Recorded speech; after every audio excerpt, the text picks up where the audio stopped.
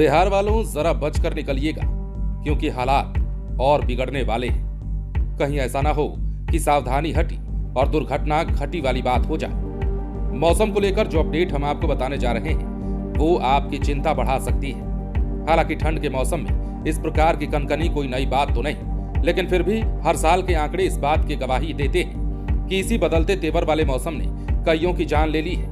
अब मौसम विभाग से मिली जानकारी ये कहती है कि बिहार में आने वाले कुछ दिन बहुत कष्टकारी हो सकते हैं, क्योंकि बिहार के मौसम में लगातार बदलाव जारी है, जिससे लोगों की परेशानी बढ़ गई है। बुधवार की बात कर लें तो बादलों में घिरकर धूप कसमसाती रही। दोपहर के बाद हल्की धूप निकली, लेकिन कुछ ही देर के बाद गुम हो गई। दिन में भी कनकनी का अनुभव होता रहा। पर्वतीय क्षेत्रों में हो रही बर्फबारी के कारण राज्य में सर्द पछुआ हवा कनकनी बढ़ा रही है। कोहरे के कारण जनजीवन प्रभावित होने के साथ वायुयान सेवा और ट्रेनों के परिचालन में भी देरी जारी है। मौसम विज्ञान केंद्र पटना के वैज्ञानिक बताते हैं कि 3 से 4 दिनों तक मौसम में विशेष बदलाव की स्थिति नहीं दिखती है।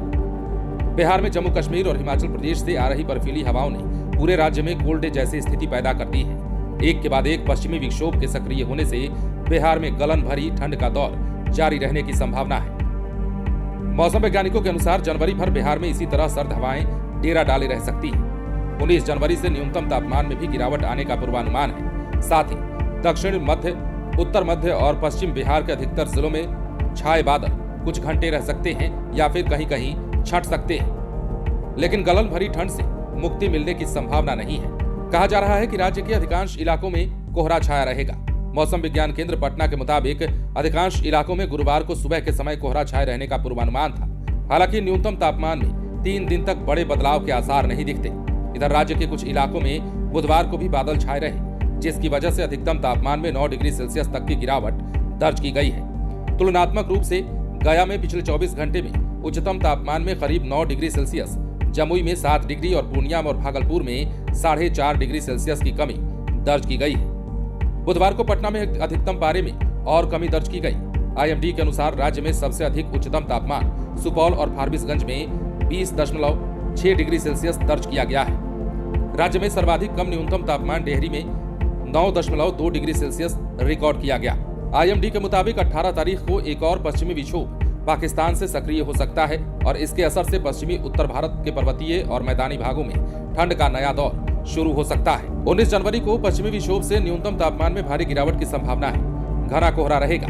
पटना समेत 11 जिलों के न्यूनतम तापमान में गिरावट आई है। पटना समेत 23 जिलों के अधिकतम तापमान में गिरावट दर्ज की गई। 9.2 डिग्री के साथ डेहरी राज्य में सबसे ठंडा रहा।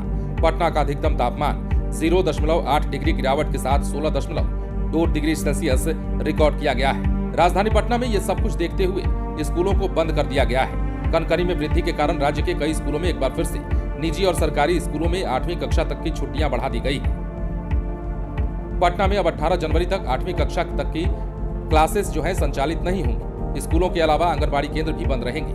8वीं से ऊपर की कक्षाएं सुबह 9 बजे से अपराह्न 3:30 बजे तक संचालित की जाएंगी। अब आते हैं यातायात पर। पटना एयरपोर्ट पर दृश्यता में कमी के कारण सुबह 10 बजे दिल्ली से आने वाली फ्लाइट अपराह्न 4 बजे पहुंची। यात्री पूरे दिन परेशान रहे। विमानन कंपनी के कर्मियों और यात्रियों के बीच तीखी नोकझोंक भी हुई। शाम में दृश्यता 100 मीटर से भी कम हो गई थी। इंडिगो के दिल्ली पटना उड़ान रद्द कर दी गई। 8 जोड़ी से अधिक विमानों का परिचालन भी देरी से हुआ। और ठीक ऐसे ही हालात बिहार के रेलवे स्टेशनों पर भी देखने को मिल रहे हैं, जहां ट्रेनों के देरी से परिचालन होने के कारण यात्री हलकान और परेशान हो रहे हैं। बने रहे लाइव सिटीज के साथ।